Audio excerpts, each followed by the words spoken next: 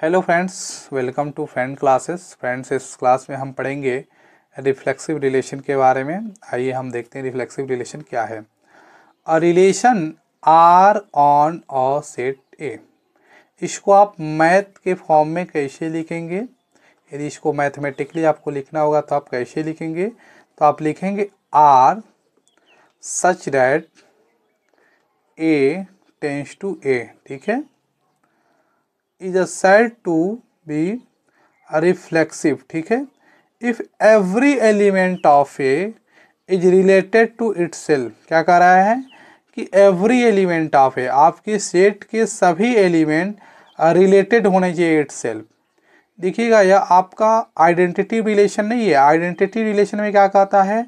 Identity relation में itself only कहता है, जबकि आपका रिफ्लेक्सिव रिलेशन में क्या है? आपका रिफ्लेक्सिव रिलेशन में रिलेटेड टू इटसेल्फ क्या होना चाहिए? रिफ्लेक्सिव रिलेशन में रिलेटेड होने चाहिए इटसेल्फ से, ठीक है। तो इसको आप मैथमेटिकली क्या लिखते हैं? R such that a tends to a. अब इसको देख लेते हैं क्या कर रहा है। कह रहा है कि आर इज रिफ्लेक्सिव, ठीक है, order pairs a belong to R for all A belongs to a. इसको हम देख लेते हैं क्या कर रहा है। कह रहा है कि for all A belongs to A, order pairs A comma A belongs to R. इसको आप समझ पा रहे हैं? ये क्या है? ये आपका फॉर ऑल है, इसको बोलते हैं फॉर ऑल। मैथ में इसको फॉर ऑल इसी तरीके से लिखते हैं। ये आपका फॉर ऑल का साइन है। ये आपका ए क्या है? ये आपका एलिमेंट है फॉर ऑल ए, ठीक है ना। सभी एलिमेंट जो आपके सेट ए में बिलोंग करते हैं, यदि उसका डबलेट, ठीक है ना, यदि उसका डबलेट आपके रिलेशन में मिल जाए, यदि आपका उसका डबलेट आपके रिलेशन में मिल जाए तो आपका क्या होता है? रिफ्लेक्सिव रिलेशन होता है। आइए हम समझ लेते हैं। देखिए, आपके पास कोई एक सेट दिया होता है, ठीक है, उस सेट में कुछ ना कुछ एलिमेंट होते हैं, ठीक। आपका जो रिलेशन होता है वो किसी दो सेट पे होता है, ए टेंड्स टू ए, ठीक। आपका रिलेशन क्या होता है? रिलेशन आपका सबसेट होता है ए क्रॉस ए का। तो कहा जा रहा है कि फॉर ऑल ए, जो भी यहाँ पे एलिमेंट है और जो भी आपके एलिमेंट है for all a belong to a, जो भी आपका ए एलिमेंट है वो आपका सेट ए में बिलोंग करना चाहिए। मतलब ये आपका सेट ए में बिलोंग करना चाहिए। आपके पास जो भी एलिमेंट है फॉर ऑल ए, आपके पास सभी एलिमेंट आपके सेट ए में बिलोंग करना चाहिए। और यदि उसका ऑर्डर पेयर्स बिलोंग करता है आर में, यदि उसका डबलेट आपके रिलेशन में बिलोंग करता है, आपके रिलेशन में बिलोंग करता है, तो आप क्या कहते हैं? Reflexive relation. आप चिंता मत लीजिए, हम इसे एग्जाम्पल से समझते हैं। रिफ्लेक्सिव रिलेशन क्या है एक बार और समझा देते हैं। देखिए, रिफ्लेक्सिव रिलेशन वह रिलेशन है कि आपके सेट में जितने भी एलिमेंट हैं, सेट के एवरी एलिमेंट का डबलेट यदि आपके रिलेशन में मिल जाता है तो उसे आप कहते हैं रिफ्लेक्सिव रिलेशन। हम इसे एग्जाम्पल से समझते हैं। देखिए, आपके पास एक एग्जाम्पल है 1 2 3। रिफ्लेक्सिव रिलेशन यही कहता है कि every element of set A, ठीक है, इज रिलेटेड टू इटसेल्फ। सेट के सभी एलिमेंट क्या होना चाहिए? रिलेटेड होने चाहिए अपने आप से, ठीक है। देखिए, ये आपका एलिमेंट है 1 2 3। अब हमको बताना है कि इसमें आपका कौन सा रिफ्लेक्सिव रिलेशन है, ठीक है। तो आपका जो रिलेशन 1 है, इसमें दी सेट ऑफ जो ऑर्डर पेयर्स हैं वे 1 1 है, 2 2 है एंड 3 4 है। तो क्या यहाँ पर एवरी एलिमेंट का डबलेट आपके रिलेशन में है?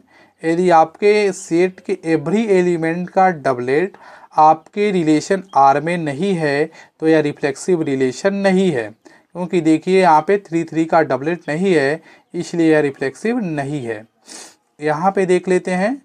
यहाँ पे देखिए 1 1 है, 2 2 है और 3 3 भी है। तो आपके सेट के एवरी एलिमेंट का डबलेट आपके रिलेशन में मिल रहा है, इसलिए हम कहेंगे कि ये आपका क्या है? रिफ्लेक्सिव रिलेशन है। यहाँ पर देखिए 1 1 2 2 3 3 आपके सेट के एवरी एलिमेंट का डबलेट आपके रिलेशन में मिल रहा है, लेकिन इसके साथ हमको क्या मिल रहा है, 3 का 2 के साथ भी रिलेशन मिल रहा है। तो रिफ्लेक्सिव रिलेशन में 3 के 2 के साथ रिलेशन हो सकता है, क्योंकि रिफ्लेक्सिव रिलेशन का डिफिनेशन सिर्फ यही है कि every element of A is related to itself, ठीक है ना, रिलेटेड होने चाहिए इटसेल्फ से, ओनली नहीं है। आइडेंटिटी में क्या था, इटसेल्फ ओनली, जो सिर्फ अपने आप से रिलेटेड है। यहाँ पे यह एलिमेंट अपने आप से रिलेटेड के साथ यदि किसी अन्य से भी रिलेटेड हैं तो कोई दिक्कत नहीं, आपका रिफ्लेक्सिव रिलेशन है। अब हम यहाँ पे पूछ लेते हैं कि यहाँ पे क्या, यहाँ पे कौन कौन आपका आइडेंटिटी रिलेशन है, ठीक है, आइडेंटिटी रिलेशन है। तो आप बताइए कि क्या यह आपकी आइडेंटिटी रिलेशन है 1 1 2 2 एंड 3 4। देखिए ये आपका आइडेंटिटी रिलेशन नहीं है, क्यों, क्योंकि एवरी एलिमेंट रिलेटेड होने चाहिए, तो एवरी एलिमेंट तो रिलेटेड है नहीं, तो ये भी आपका क्या है, आइडेंटिटी रिलेशन नहीं है। आपके पास 1 1 है, 2 2 है, 3 3, क्या यह आपका आइडेंटिटी रिलेशन है? हाँ, यह आपका आइडेंटिटी रिलेशन है। आपका आइडेंटिटी रिलेशन क्यों है, क्योंकि आपके सेट के सभी एलिमेंट रिलेटेड हैं इटसेल्फ, इसलिए क्या है, आइडेंटिटी रिलेशन है। यहाँ पर देखिए आइडेंटिटी रिलेशन का डिफिनेशन क्या है कि every element related to itself only. यहाँ पर देखिए एवरी एलिमेंट क्या है, 1 1 2 2 3 3 रिलेटेड हैं, तो क्या यह आइडेंटिटी रिलेशन है? देखिए आइडेंटिटी रिलेशन नहीं है, क्योंकि आइडेंटिटी रिलेशन क्या होता है कि रिलेटेड टू इटसेल्फ ओनली, जबकि यहाँ पे क्या है, किसी और से भी रिलेटेड है, इसलिए यह आइडेंटिटी रिलेशन नहीं है। ठीक है फ्रेंड्स, तो इस तरीके से हमने रिफ्लेक्सिव रिलेशन में जाना। रिफ्लेक्सिव रिलेशन बस इतना समझ लीजिए कि आपके सेट में जो भी एलिमेंट है, आपको अपने सेट को देखना है, आपके सेट के सभी एलिमेंट का यदि आपके रिलेशन में डबलेट मिल जाता है तो वह रिलेशन आपका क्या होता है, रिफ्लेक्सिव रिलेशन होता है। बस यही है आपका रिफ्लेक्सिव रिलेशन। फ्रेंड्स, अब हम नेक्स्ट क्लास में एक नए लेक्चर के साथ मिलते हैं। Till then keep practising and thank you.